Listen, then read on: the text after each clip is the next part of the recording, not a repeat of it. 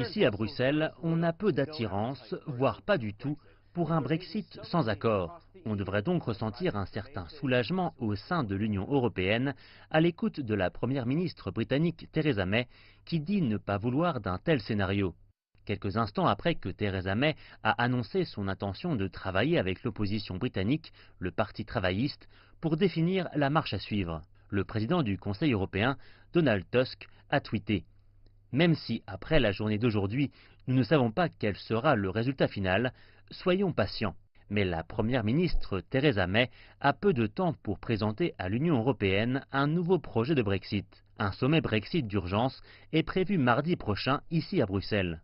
C'est ce jour-là qu'elle devra dire aux 27 membres de l'Union européenne jusqu'à quand elle souhaite repousser le Brexit et ce que ce délai l'aidera à accomplir. Et lors de ce sommet, elle aura probablement du mal à en convaincre certains de lui donner plus de temps.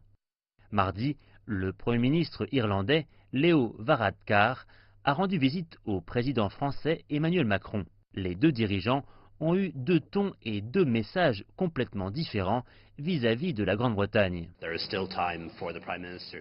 Il est encore temps pour la Première ministre de venir au Conseil européen avec des propositions crédibles et qui tracent une voie claire vers le succès. Je pense que nous devons être ouverts à toutes les propositions qu'elle pourrait nous apporter.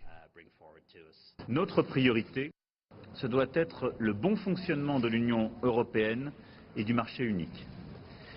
L'Union européenne ne peut être durablement l'otage de la résolution d'une crise politique au Royaume-Uni. L'Irlande partage une frontière terrestre avec le Royaume-Uni. Mais il est crucial de prendre en compte ce que disent des dirigeants comme Emmanuel Macron.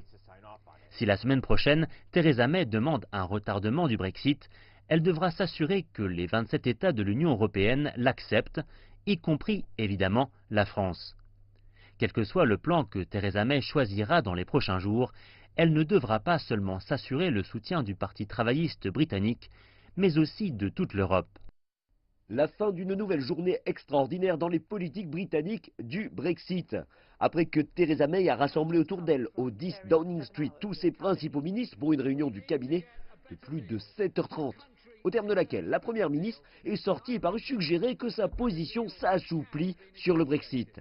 Elle a indiqué qu'elle pourrait rejoindre le chef de l'opposition travailliste, Jeremy Corbyn, suggérant qu'elle pourrait récupérer certaines de ses idées.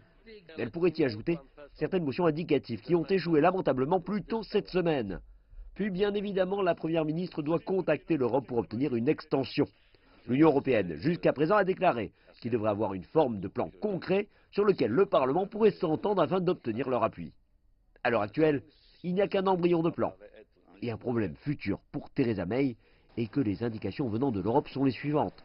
Si la Grande-Bretagne veut retarder encore le Brexit, ils devront s'engager quant aux élections européennes. En d'autres termes, la Grande-Bretagne est sur la voie d'une sortie de l'Europe et devra participer aux élections européennes.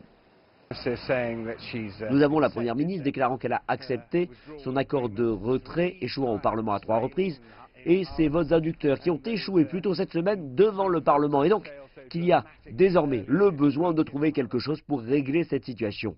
Encore des échanges plus que redoutés.